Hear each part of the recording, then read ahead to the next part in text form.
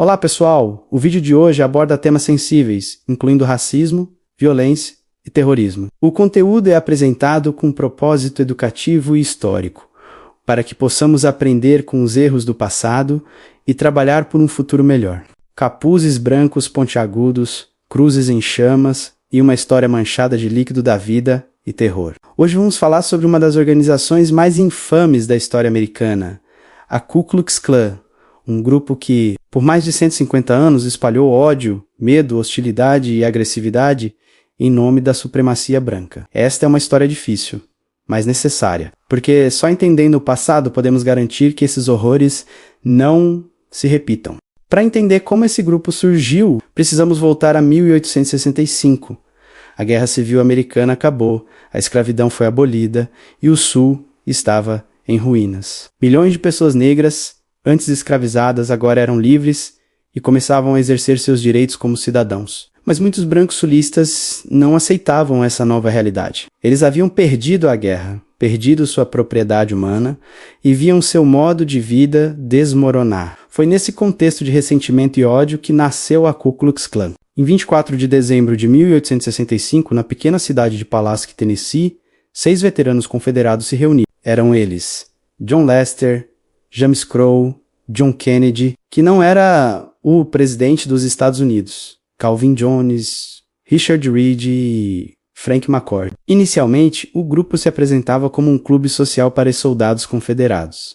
O nome Ku Klux Klan provavelmente vem da palavra grega kaiklos, que significa círculo, com clã sendo uma variação de clã, mas o que começou como encontros sociais rapidamente se transformou em algo sinistro. O grupo percebeu que poderia usar fantasias, rituais secretos e intimidação para aterrorizar a população negra recém-libertada. Nathan Bedford Forrest, ex-general confederado e traficante de escravos, tornou-se o primeiro grande bruxo do grupo em 1867, organizando a expansão do grupo por todo o Sul. Os objetivos da primeira Ku Klux eram claros e aterradores, como impedir que pessoas negras votassem ou participassem da política. Intimidar carpetbaggers são nortistas que vinham ao sul e scalawags. São sulistas que apoiavam a reconstrução, restaurar o domínio branco no sul e aterrorizar qualquer pessoa que desafiasse a supremacia branca. A Ku Klux desenvolveu uma identidade visual projetada especificamente para aterrorizar com capuzes brancos pontiagudos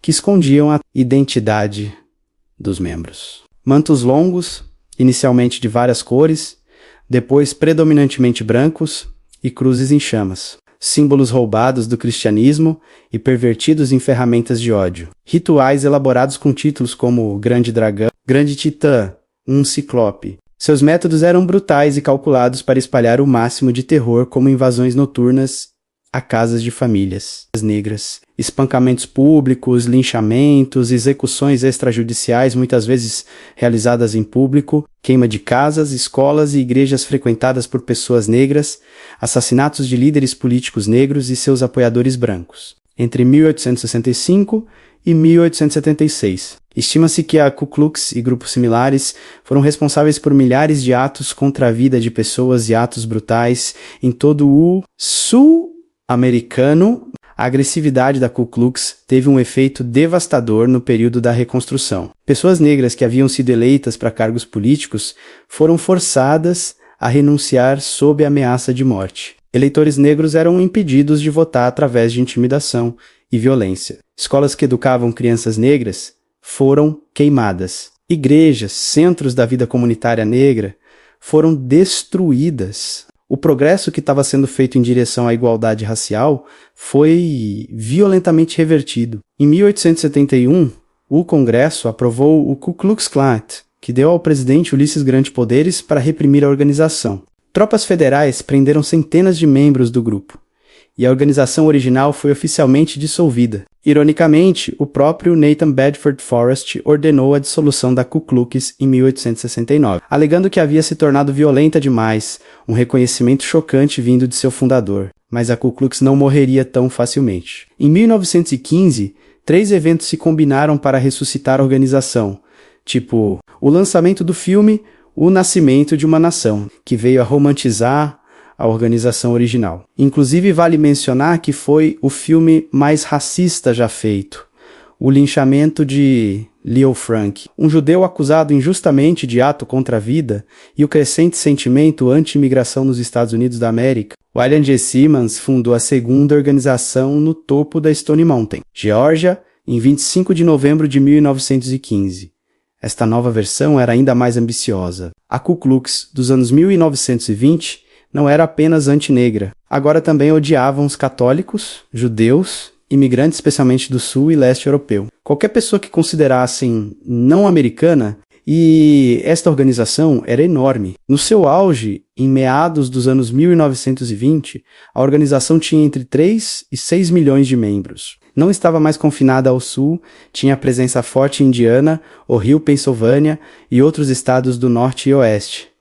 A organização dos anos 20 tinha poder político real. Elegeu governadores, senadores, prefeitos, controlava legislaturas estaduais inteiras, realizava desfiles públicos com dezenas de milhares de membros na capital americana. Mas escândalos de corrupção, crimes cometidos por líderes proeminentes e oposição crescente levaram ao colapso da segunda organização. Na década de 1930, a membresia havia caído drasticamente, e com a Segunda Guerra Mundial, uma organização abertamente racista perdeu ainda mais apoio público. Ressurgiu novamente nos anos 1950 e 60, desta vez como reação direta ao movimento dos direitos civis. Agora fragmentada em dezenas de grupos menores, a Klan voltou às suas táticas terroristas originais. Alguns dos atos mais horríveis desta era incluem o bombardeio da Igreja Batista da 16ª Rua. Em 1963, membros da Klan plantaram uma bomba